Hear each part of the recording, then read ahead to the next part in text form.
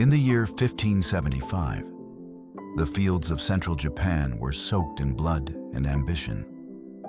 For more than a century, the archipelago had been fractured by endless wars.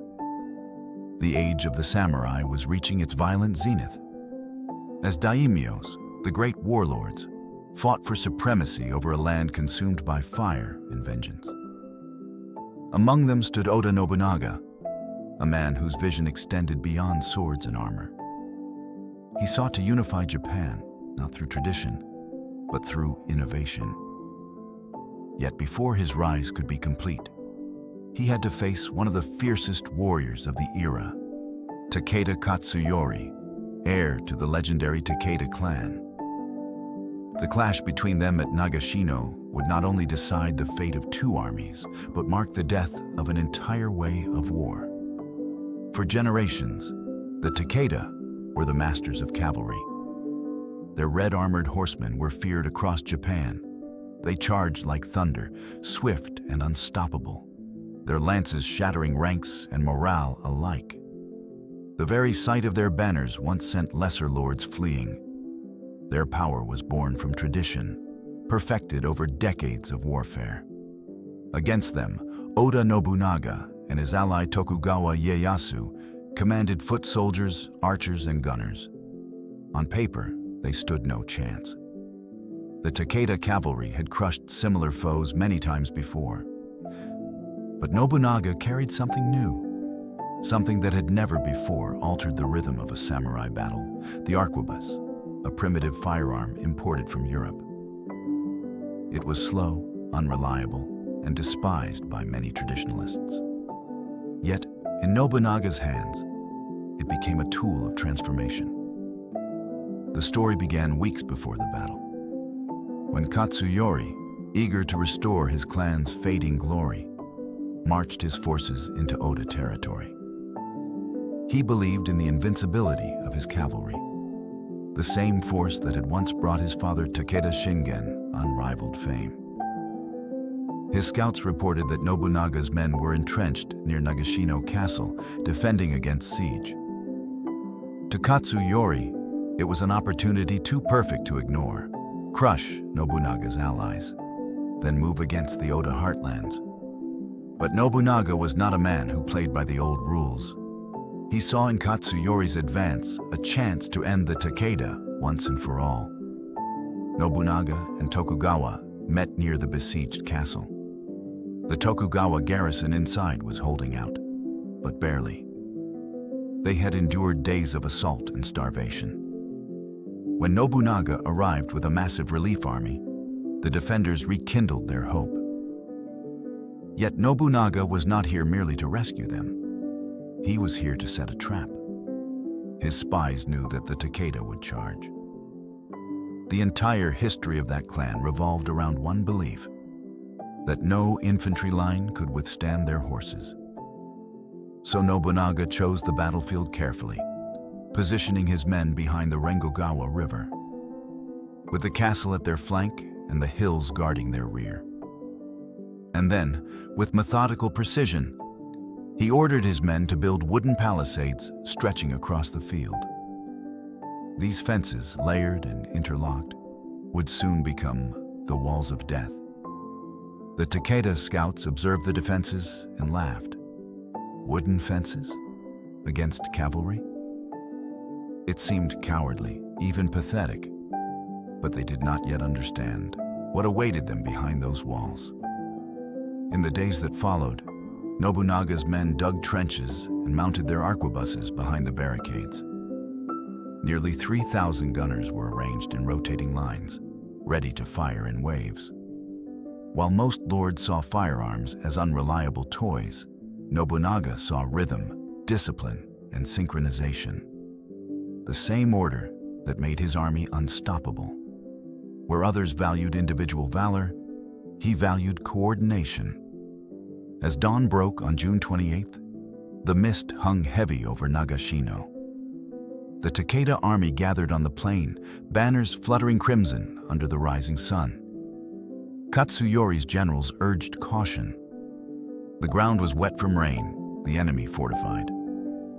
But pride had already spoken. The Takeda could not retreat without losing honor. Across the field, Nobunaga's line stood silent, hidden behind fences and smoke.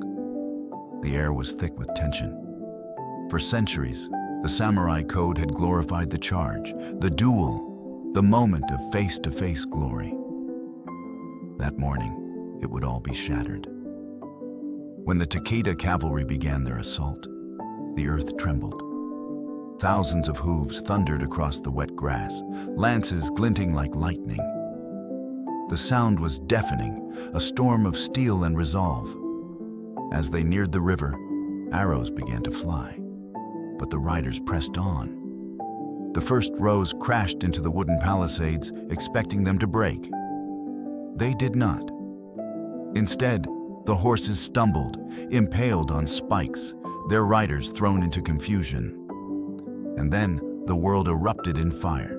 From behind the fences, the first volley of arquebuses rang out. The smoke rose in thick white clouds as Takeda warriors fell. Before the enemy could recover, a second volley fired, then a third. Nobunaga's soldiers had practiced this rotation for days, one line firing, another reloading, the next stepping up. The constant rhythm of gunfire drowned out the chaos. The Takeda cavalry tried again and again, throwing themselves against the barricades, but each charge dissolved under the relentless storm of lead. For the first time, the power of the sword and horse was rendered useless by the precision of gunpowder.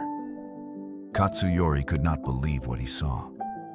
His finest riders, men who had triumphed in countless battles, were being cut down by farmers with guns. His banners fell one by one. The wet ground became a mire of mud and blood. The horses, terrified by the noise, broke formation. Some crashed into their own lines, others fled toward the river. Amid the confusion, Nobunaga gave the order to advance. His Ashigaru foot soldiers surged forward, striking the remnants of the Takeda force while gunners continued their steady volleys.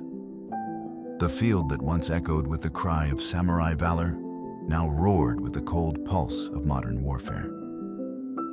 By noon, the Takeda army was collapsing. Thousands lay dead. The flower of their cavalry was gone. Katsuyori tried to rally what remained, but it was hopeless. The dream of Takeda supremacy had ended not with a duel between warriors, but with smoke, iron, and strategy. The samurai world had seen its first glimpse of extinction. Nobunaga stood on the hill, watching the battlefield engulfed in haze. He knew this was more than a victory. It was a transformation. The moment when Japan began to turn from medieval chaos to the path of unification. When the smoke finally cleared, the plains of Nagashino were a graveyard of crimson and silence.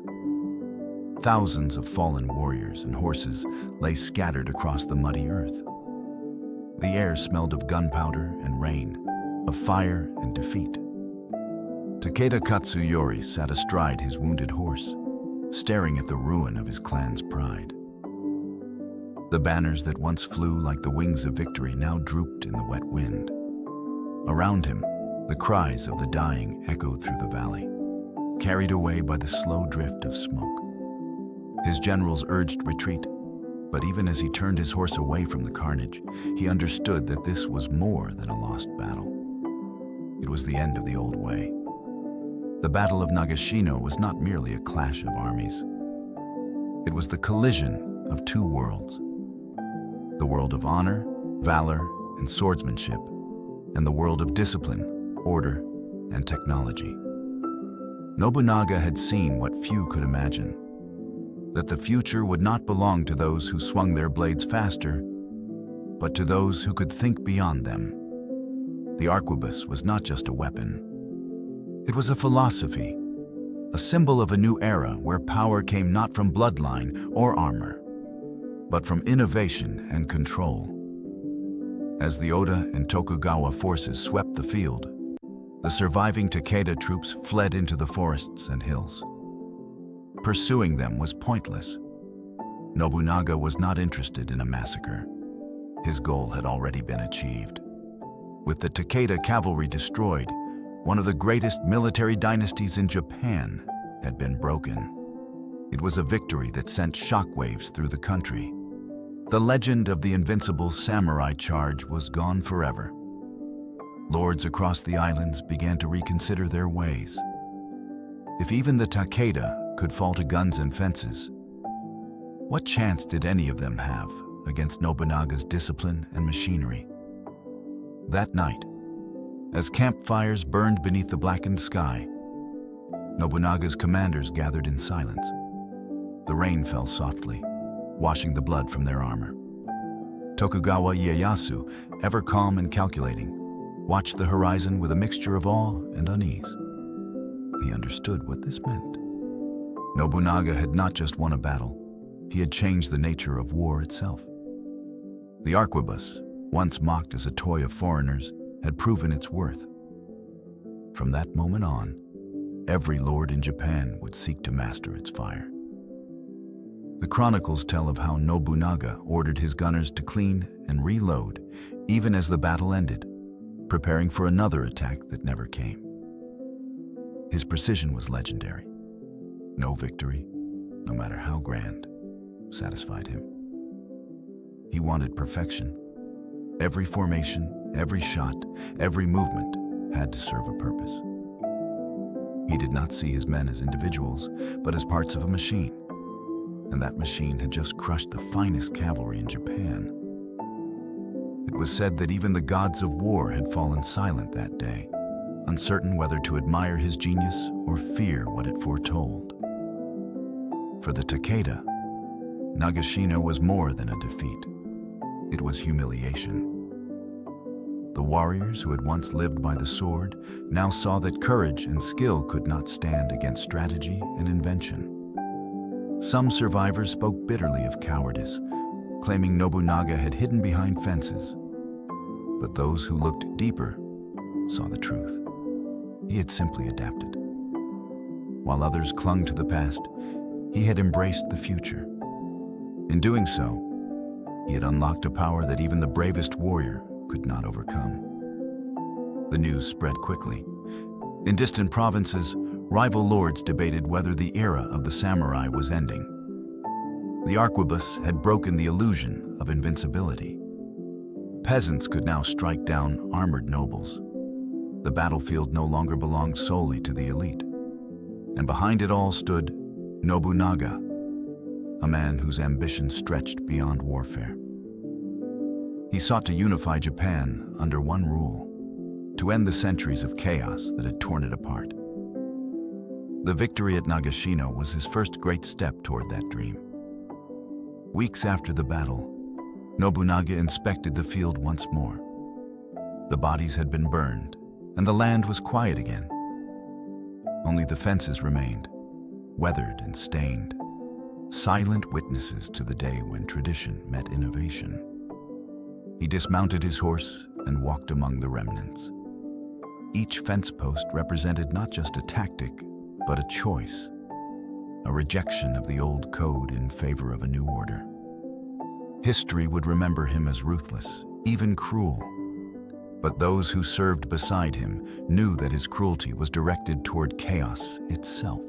Takeda Katsuyori escaped the battle, but could never escape its shadow. His once proud clan crumbled over the following years, betrayed by allies and haunted by defeat. He retreated deeper into the mountains, pursued by the same relentless tide of change that had crushed his cavalry. The chronicles record that he took his own life in despair, ending the Takeda line in blood and shame. His father, Takeda Shingen, had been called the Tiger of Kai, a name that once inspired terror across Japan. But by the time Katsuyori's body was laid to rest, even that legacy had turned to dust beneath Nobunaga's march. In the capital, whispers grew louder. They said Nobunaga was no longer a mere warlord, but a force of destiny. His guns had silenced the samurai, and his vision stretched toward the heavens. Poets wrote that he commanded the thunder, that his arquebuses roared like dragons, that he wielded not just weapons, but time itself. Yet those who stood close to him saw the man beneath the myth, driven, sleepless, consumed by the dream of unity. Nagashino had given him the proof that his methods worked. The old ways could be broken, and Japan could be reshaped. But this victory came at a cost. The balance between honor and progress had been shattered. For centuries, the sword had defined the soul of Japan. Now, for the first time, it was no longer supreme. The sound of the arquebus replaced the cry of the katana. The image of the fearless samurai was replaced by the disciplined soldier. Nobunaga's triumph marked the dawn of a new kind of warrior, one who fought not for personal glory, but for the vision of a ruler.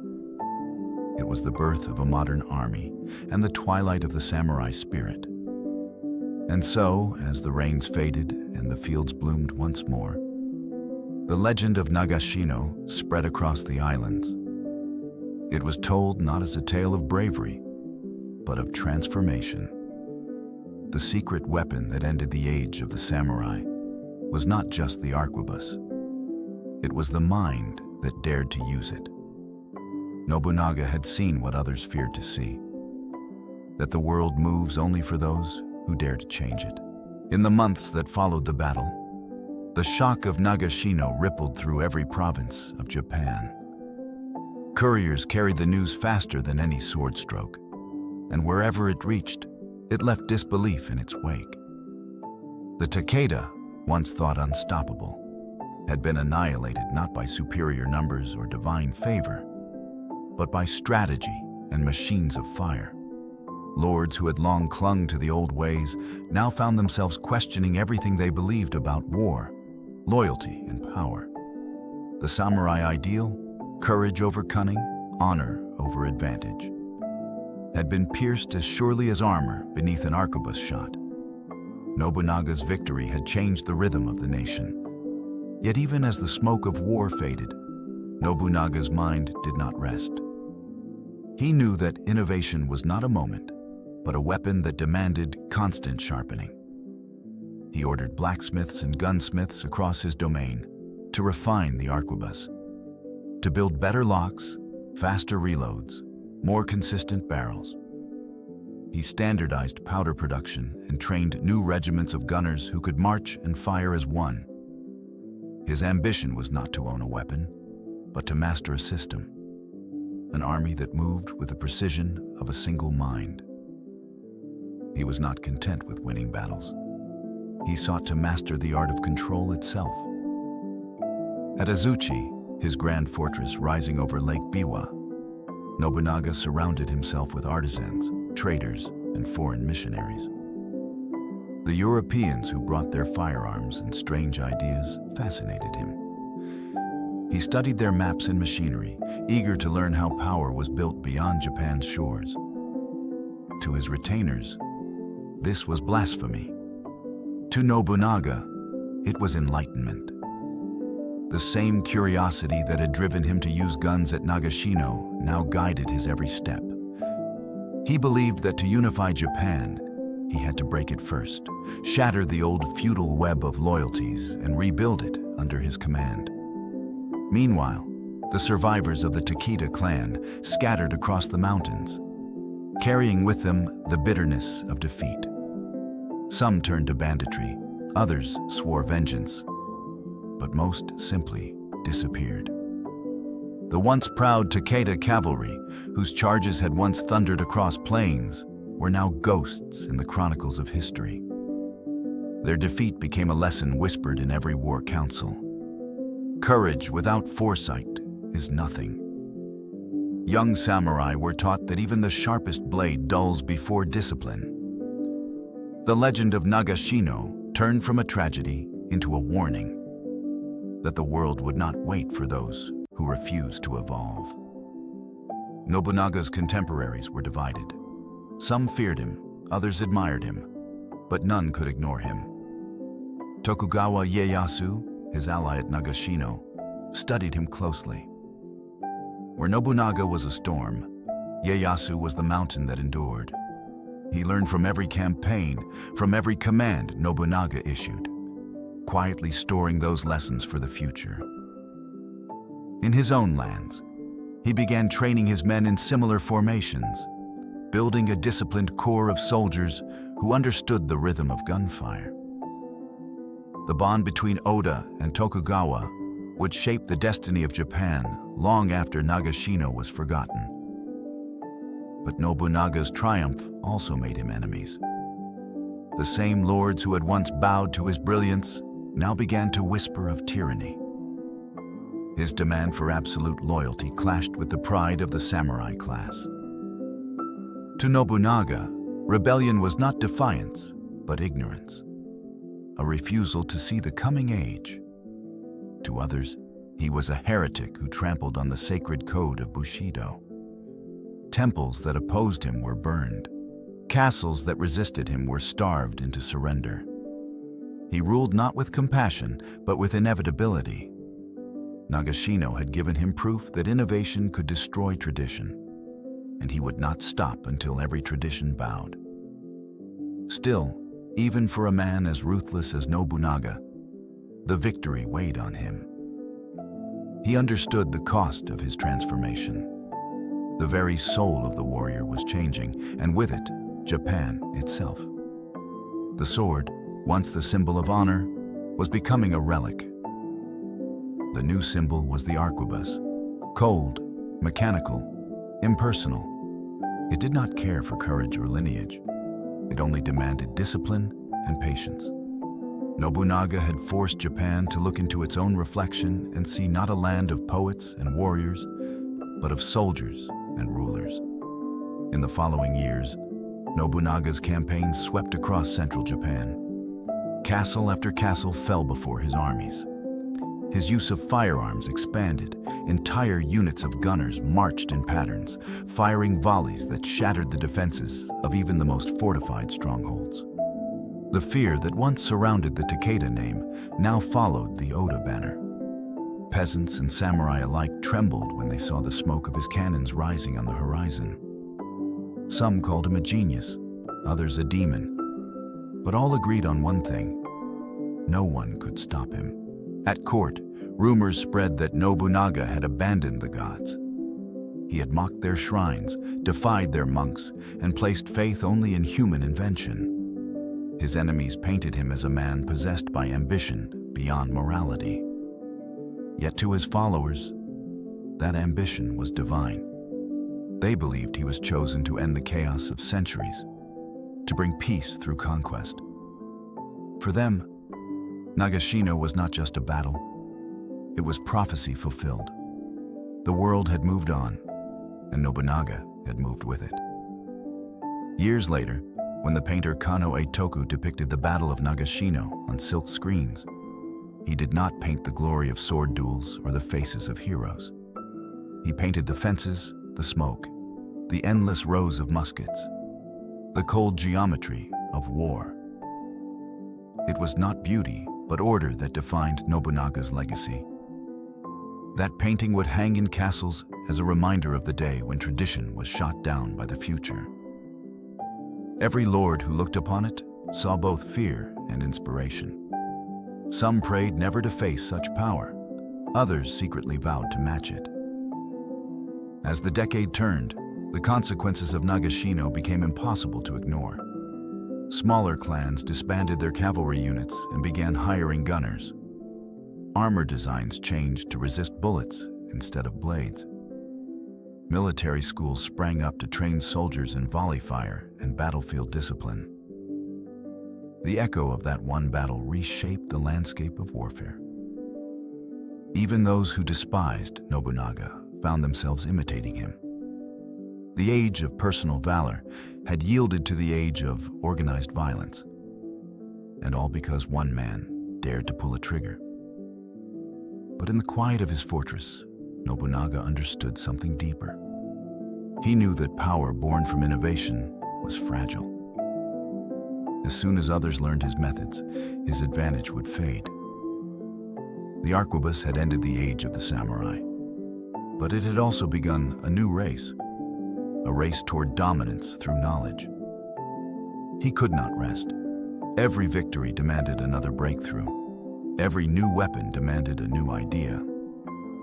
He was not fighting men anymore. He was fighting time itself. That night, looking out over the lake, Nobunaga watched the reflection of his torch dance upon the water. The light flickered, unsteady, beautiful, and fleeting.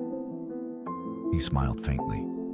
The fire of change burned bright, but even he knew it would not last forever.